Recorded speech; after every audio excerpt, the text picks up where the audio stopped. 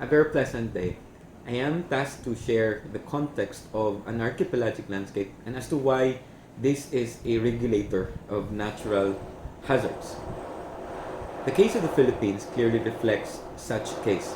We rank third in World Risk Index of global disaster hotspots for the past years, and we're facing a number of climate-related natural hazards, which include drought, heat waves, floods, and also cyclones and storm surges. And here can these figures shown here can clearly reflect how many and myriad these natural disasters or hazards that we're facing.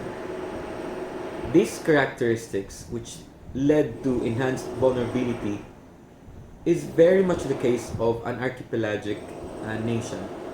One, we have high ratio of coastline to land areas, long land to land distances, small economies and domestic markets, resource-dependent livelihoods, sensitive to environmental perturbations, and located in hazard-prone areas, exposed to, again, a number of hazards, particularly tropical cyclones and even earthquakes and tsunamis.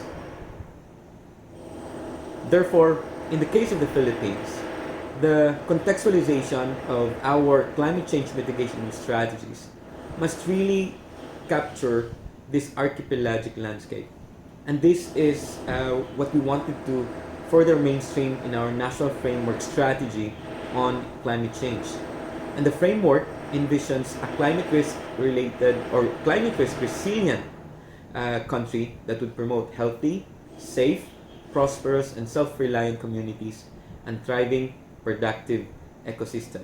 Again, this framework is to build the adaptive capacity of the communities and increase resilience to climate change. Now, it is also therefore important to take into consideration the archipelagic context of a country. While we can see that this has resulted to increased vulnerability to a number of hazards, if done right, this can also be the sources of good responses. For a country such as Philippines, it has its own natural buffers and regulators to mitigate the impacts of climate-related hazards. This would include wetlands, peatlands, and forest covers.